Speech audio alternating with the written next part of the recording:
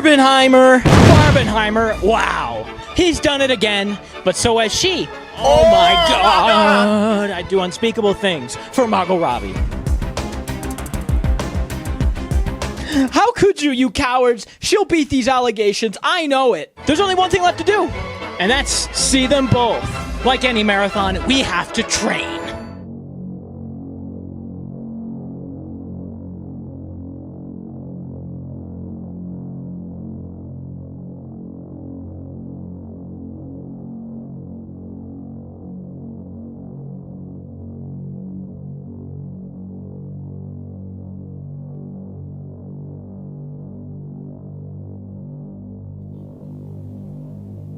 I'm coming for you, Margot. And not like that. I'm coming to watch your movie, and we're going to prove everyone wrong. Here I am, in Barbie, and I cannot wait for this movie. But I also can't wait for Oppenheimer, which I can practically hear.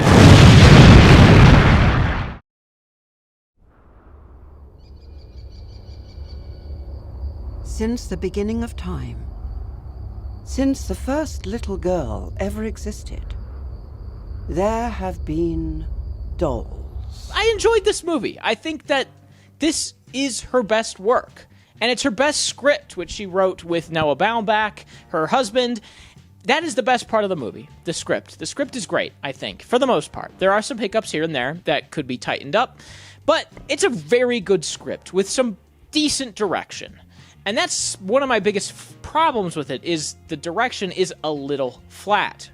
Greta Gerwig has never been one with super flashy direction, and this just isn't either. It's mostly just flat, medium shots, a lot of flat, medium shots with the occasional pan up, pan down, pan left, pan right. It's pretty standard fare directing and cinematography. It's not a great looking movie in terms of the cinematography, which is strange considering that this is the same cinematographer as The Wolf of Wall Street. You show me a pay stub for $72,000 on it, I quit my job right now and I work for you.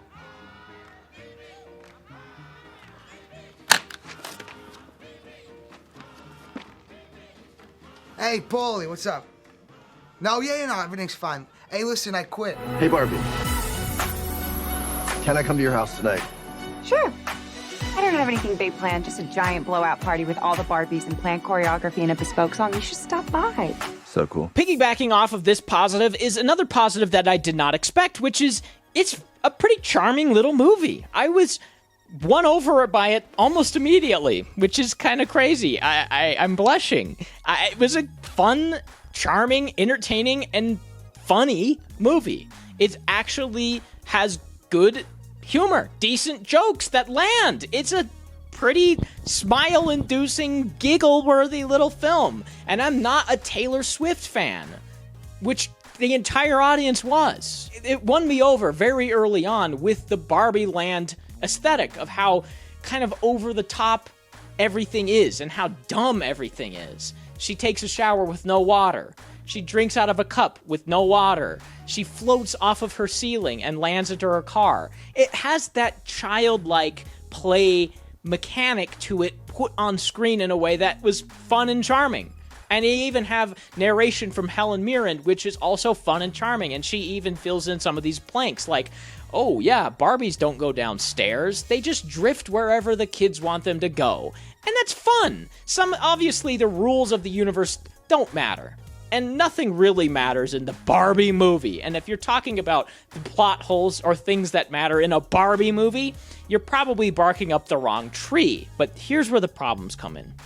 The real world. This is not a new thing. In fact, it's quite cliche at this point to have animated or over-the-top or dumb type of characters like this go from an environment where they love their lives, everything is great, everything is awesome, and then they go to the real world where things are less than awesome, and they have to decide who they are or what they want to be. And that's more or less Barbie too. It, in fact, reminded me of Sponge Out of Water, which is a dumb comparison, but it did. Yeah, here we go now. Play with us before we melt. Everybody enjoy yourself. So you have to juxtapose the Barbie land with the real world being the real world. The harsh realities. the little wins, the little positives, the things that are good, the things that are bad. And you have to do it in a way that feels real, that feels grounded, while having these plastic characters in this world. You can do that. It's been done. Fish out of water humor, stuff like that has to be in this to make the real world feel like a good juxtaposition to the Barbie world. Why won't this stay on? And it doesn't. I mean, when you go into the boardroom at Mattel, Barbie headquarters, the table's a big heart. There's all these like neon colors everywhere. Will Ferrell is the CEO, and it's the worst casting of the movie. He's goofy and stupid, as a CEO of a company definitely would not be, and it makes the real world feel cheap. And that's the biggest problem with this. The real world feels cheap. And when the ultimate climax of the movie is dealing with the real world's problems seeping into Barbie land, the real world needed to be better, especially the main relationship between the mom and the daughter of the movie who are playing with the Barbie. The premise is that Barbie has to go to the real world to find out who's playing with her and filling her head with thoughts of existential crisis.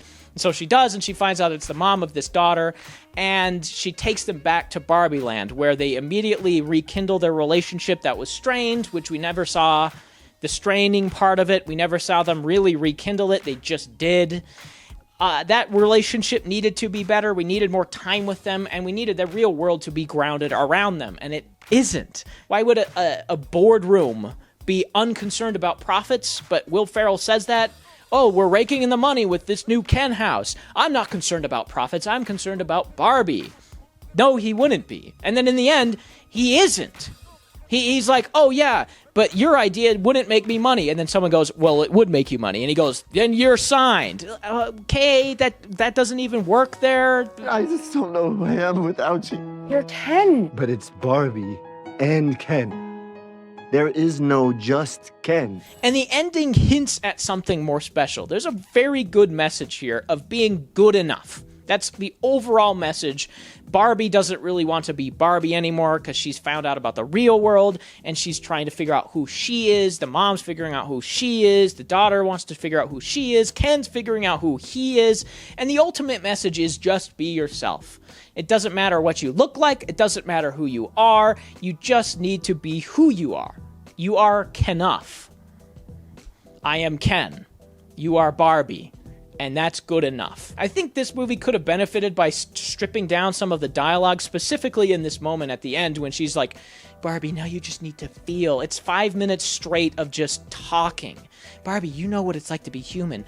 Yeah, I'm going to be a good one. Well, you have to be this. Just shut up and show the audience, you know? Visual filmmaking. And that's why I think Greta Gerwig's direction is not the best. It could be better. Showing things visually is all infinitely more interesting. And you could have done that. You could have showed Barbie becoming a human more visually.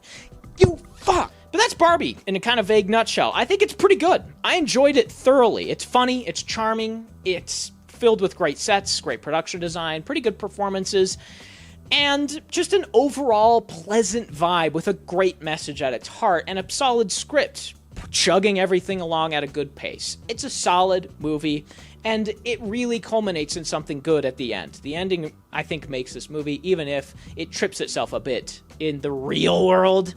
That stuff, it could have been better. That stuff could have been better. And if it was better, this could have been great. But as is, it's good. I enjoyed it. It's thoroughly enjoyable and watchable, and I would have no problem watching it again.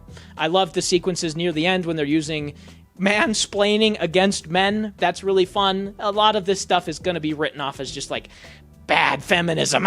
Feminism. Oh my God, it's just ruining everything. But it's not. It's more or less a message to everybody about just being better. Just be yourself, be a better person. And it's funny that it uses kind of tropes of the patriarchy against the patriarchy. It's clever in some ways, in its own way. I enjoyed it. 7 out of 10. And now we're on to the explosive, there's a mosquito, conclusion. We imagine a future. And our imaginings horrify us. Oppenheimer needs no introduction. It's the new film from Christopher Nolan, and it was good. This is one, I'm going to get a lot of shit for this. I really am. I know it. I liked Oppenheimer, but I'm not in love with it. In fact, this is one I will watch probably only one more time, and that's in IMAX. I didn't get to see this in IMAX, so I'm probably going to try to watch this in IMAX, but here's where a lot of people are going to really shit on me. I think I'll end up watching Barbie more than I'll watch this. And that has nothing to do with its length. This movie is 3 hours long. It's making out with 3 hours long, and that's fine, honestly. The pace is breakneck in this, and for 3 hours, it doesn't feel like 3 hours, and that's probably the biggest positive I can say about this, is that it does go by quickly. It rushes through things, but that's also kind of a negative we can talk about. You always know what's going on, is what I'm trying to say. It's so fast-paced that you don't get establishing shots. It just cuts to Cillian Murphy in places, in rooms, talking to people. But Christopher Nolan has such a good grasp on how to set things up and how to establish character with characters that you don't get lost in it. It does a good job of keeping the audience informed on who people are, why they're there, what's going on, and where in time we are. And it does so both with color and black and white scenes, as well as just good editing. The editing is great. The music is great. The music's probably the highlight. That was fantastic from just basically the first scene. I was like, wow, that was on time. That was crazy. Build him a town. Why would I leave my family? I told you, you can bring your family. I'm not a soldier, Abby. A soldier? He's a general. I've got all the soldier I need. What can I tell them? As much as you like. It also looks great. Obviously, shot on IMAX, real film, real locations, real sets. Barely any CGI, if any. That maybe the last shot of the Earth is CGI, but it looks astounding. I think the movie, as a technical achievement, is to be watched and loved. The technical aspects of this are incredible, and watching it with an eye for those things is something special. This is a great looking movie. It's a great sounding movie, and it is satisfying to a degree. However, this is where my problems come in. The story and the characters, I left feeling like a big so what at the end. Yes, it looks great. Yes, it sounds great. Yes, there's great performances. Yes, it's tackling broad and heavy themes. And yet, it doesn't quite resonate with me. Almost at all. I mean, Cillian Murphy is very good in this, and his character is dealing with some heavy things. The first half of the movie, he's adamant about wanting to make an atomic bomb for the US because he thinks that if the Nazis have one, that would be much worse. And he's probably right. And then the second half is him dealing with the fact that he thought that, because now he has to deal with the fact that they dropped that bomb and killed hundreds of thousands of people, and his conscience is crushed by it.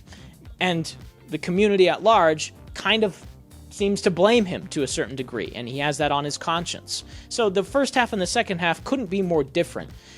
And yet, it still didn't quite resonate with me because the characters here... God, Mosquito, get out of here. The movie moves so fast. It feels like the story has to take precedent over the characters. You don't get those small, intimate moments that often. You have a couple between him and Florence Pugh that are pretty good, and then that story sort of ends, but there isn't any of those moments between him and his next wife, Emily Blunt. She just has scene after scene yelling at him about how he's not fighting hard enough. There's no intimate moments between him and Matt Damon, the general of this whole operation, who I think is just horrifically miscast. I never bought him in that role. There's no intimate moments between hardly any of him and his scientists. It's almost all work-related. We're going to build a bomb. Well, what happens if someone builds a bigger bomb? Like, okay, that's not really an intimate moment between two people. It's just an intimate moment between two coworkers.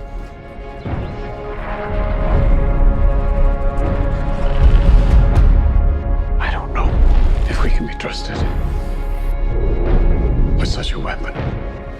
And that's its biggest problem, is that I couldn't quite connect with what was happening because I didn't care about what was happening, because I didn't care about the characters. Cillian Murphy is great in it, but that doesn't mean I cared about Oppenheimer as a person, because you don't have many moments where you understand him. The opening act of this movie is so rushed.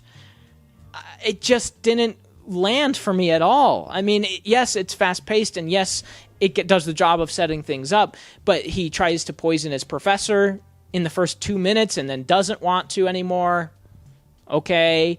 And then he leaves and goes somewhere else and kind of joins the Communist Party, but doesn't really, and then meets people and then says that he doesn't really care and then keeps coming back, and then he gets the classroom and some people and the thing fucking turned off again. It's a dense movie that has tons and tons of story that I cannot talk about in just a short amount of time. It's a lot. It's a lot of movie.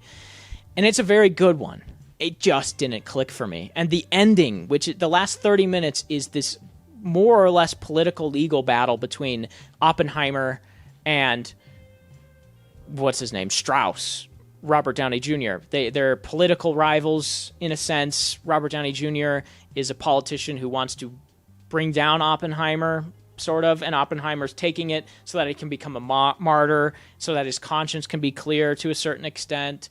And it constantly is cutting back and forth between them in a way that is supposed to be building the suspense, but it never really does, because you knew where it was going. And then there's this crazy scene when he's getting yelled at and it gets white, like the bomb's going off. That was supposed to be this dramatic climax. And I just went, why is this happening? It's a good movie. It's a good movie, but it just doesn't click. I'd also give it a 7. I don't know. I like it, okay? Get off my ass. It's fine.